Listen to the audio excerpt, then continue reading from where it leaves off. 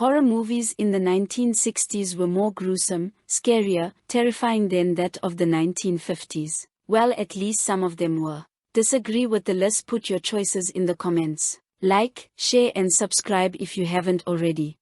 The Astro Zombies is one of those so bad it's good type of movies. Think Frankenstein's monster, but much worse. A annoyed scientist fired from his job decides to create superhuman monsters, using body parts from murder victims. The Astro Zombies escape, go on a killing spree, attracting the attention of the CIA.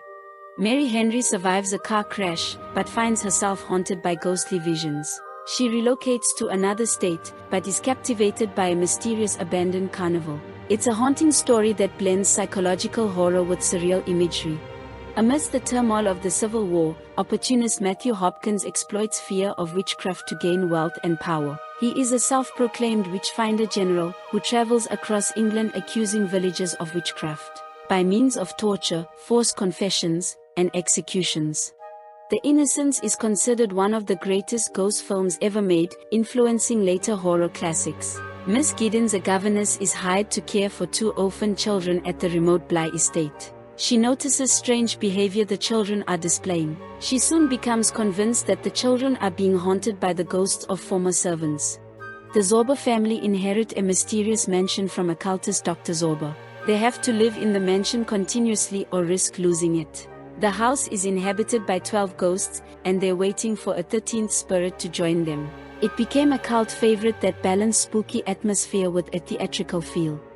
The Haunting is one of the most influential supernatural horror movies of its era. Dr. Marquet invites a small group to Hill House. Among them is Eleanor, a fragile, lonely woman with a troubled past. The house itself seems to come alive. Strange noises, shifting walls, and psychological manipulation drive Eleanor deeper into madness. Melanie meets Mitch in a pet shop. She follows him to a small coastal town. Soon after her arrival, strange incidents occur. Flocks of birds begin striking residents without warning. Townfolk are injured as attacks escalate. No explanation is given for the attacks, leaving the audience unhinged. Marion Crane steals money to start a new life. On the run, she stops at the Bates Motel. Marion is murdered by a womanly figure as she showers. Later it turns out that Norman assumed his mother's identity due to his illness of severe split personality disorder. The famous shower scene changed cinema forever. In rural Pennsylvania, Barbara and Johnny are visiting their father's grave. Johnny is killed by a crazed man. Barbara takes shelter in a farmhouse, while the dead mysteriously begin to rise and attack the living.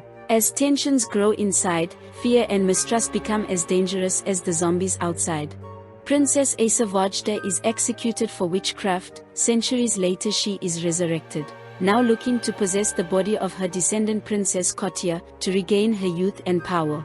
Asa nearly succeeds, but it's stopped by Dr. Gorobek and others. She is destroyed by her tomb catching fire, symbolizing good always wins.